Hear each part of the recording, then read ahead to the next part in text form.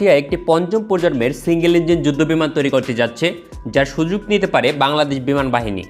রাশিয়ার বৃহত্তম বিমান উৎপাদনকারী প্রতিষ্ঠান ইউনাইটেড কর্পোরেশন তাদের अस्सलाम वालेकुम वीवर, फिर से बहुत ही ज्यादा इम्पोर्टेंट वीडियो लाए। रूस जो है वो 5th जनरेशन का सिंगल इंजन फाइटर जेट को मेड करेगा।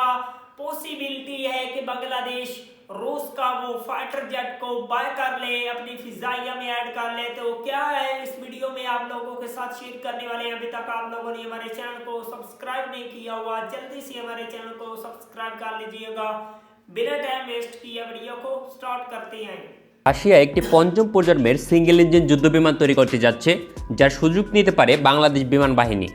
রাশিয়ার বৃহত্তম বিমান উৎপাদনকারী প্রতিষ্ঠান ইউনাইটেড কর্পোরেশন তাদের যুদ্ধবিমান উৎপাদনকারী শাখা প্রতিষ্ঠান সুখোই কর্পোরেশন।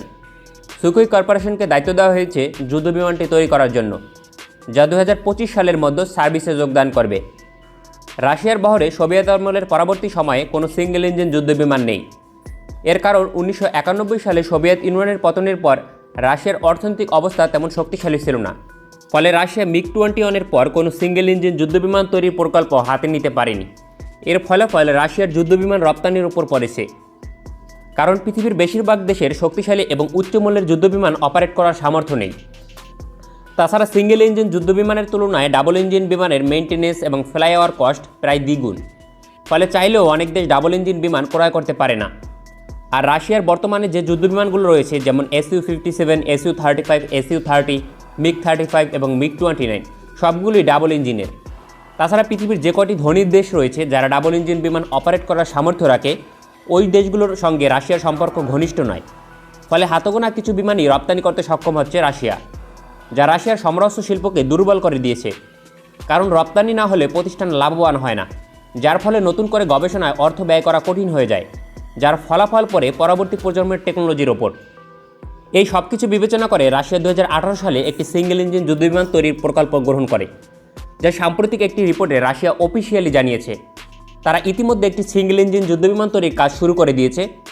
যুদ্ধবিমানটি হবে পঞ্চম প্রজন্মের, তবে একই সঙ্গে চতুর্থ প্রজন্মের ভূমিকা পালন করবে, অর্থাৎ ইন্টারনাল ওয়েপন বে থাকার পাশাপাশি এক্সটার্নাল হার্ড পয়েন্ট থাকবে।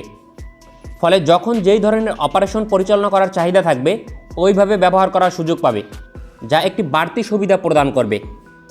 টেকনোলজিগত দিক থেকে এই বিমানটি রাশিয়ার পঞ্চম প্রজন্মের Su-57-এর স্পেসিফিকেশন দিয়ে সমৃদ্ধ হবে, অর্থাৎ Su-57-এর কম্পোনেন্ট দিয়ে তৈরি করা হবে। বর্তমান সময়ের Su-57 থেকেও শক্তিশালী হবে, কেননা Su-57-এর জন্য শক্তিশালী রাডার এবং ইঞ্জিন তৈরির কাজ চলমান রয়েছে, যা এই সিঙ্গেল ইঞ্জিন যুদ্ধবিমানটিতে ব্যবহার করা হবে। গতি হবে ম্যাক 2+ হাই অ্যালটিটিউডে এবং সুপার ক্রুজ করতে পারবে। ওজন হবে 18 টন। শক্তিশালী সব নেক্সট জেনারেশন আর্মামেন্ট দিয়ে সজ্জিত থাকবে। ক্লাস হবে লাইট টু মিডিয়াম ওয়েট ক্যাটাগরির, অর্থাৎ F-16, J-10C কিংবা গ্রিপেন যুদ্ধবিমানের অনুরূপ। সব কিছু ঠিক থাকলে 2025 সালের মধ্যে সার্ভিসে যোগদান করবে। আর বিমানটি রপ্তানির উপর বিশেষ নজর দেওয়া হবে, বিশেষ করে ধনী নয় এমন দেশগুলোর নিকট। পাশাপাশি মার্কিন F-16 সহ সিঙ্গেল ইঞ্জিন যুদ্ধবিমান ব্যবহার করে এবং করতে চায় এমন দেশগুলোর নিকট বিক্রির উপর নজর দেওয়া হবে। বাংলাদেশের জন্য এটা একটি দারুণ সুযোগ এনে দিতে পারে। এটি সম্ভবত মার্কিন যুক্তরাষ্ট্রের F-35-এর পর সবচেয়ে শক্তিশালী সিঙ্গেল ইঞ্জিন যুদ্ধবিমান, কোনো সন্দেহ ছাড়াই।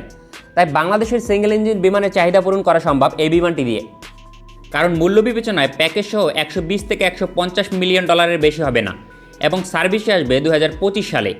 সেই হিসেবে F-7কে রিপ্লেসমেন্ট করার একটি আদর্শ চান্স থাকবে। কিন্তু মার্কিন যুক্তরাষ্ট্র কি 2025 সালের মধ্যে সমরাস্ত্র শিল্পের উপর অবরোধ উঠিয়ে নেবে রাশিয়ার ওপর থেকে? এক্ষেত্রে 2025 সালের পর এটা গুরুত্বপূর্ণ বিষয় নয় যে যুক্তরাষ্ট্র অবরোধ উঠিয়েছে কি না, কারণ তখন বাংলাদেশের অর্থনীতি $500 বিলিয়ন অতিক্রম করবে। ওই সময়ে যুক্তরাষ্ট্র তার আন্তর্জাতিক অবস্থান বর্তমানের তুলনায় অনেকটাই হারিয়ে ফেলবে এবং শক্তিশালী একটি অর্থনৈতিক দেশ বাংলাদেশের বিরুদ্ধে বড় ধরনের পদক্ষেপ নেবার পূর্বে অবশ্যই বিবেচনা করতে বাধ্য হবে। वंडरफुल वीवर, बहुत ही जबरदस्त किस्म के रूस की जो फाइटर जेट है वो बहुत ही ज्यादा मजबूत और पावरफुल किस्म के वर्ल्ड में फाइटर जेट उनको माना जाता है।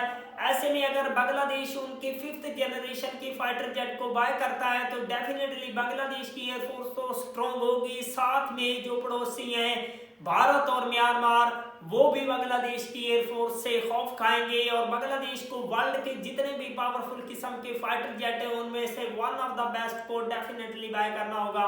अगर आप लोगों को मजीद इन्फॉर्मेटिव वीडियो देखनी है जल्दी से हमारे चैनल को सब्सक्राइब कर लीजिएगा। मिलते हैं आपसे नेक्स्ट वीडियो में इंशाअल्लाह, तब तक के लिए अल्लाह हाफिज़।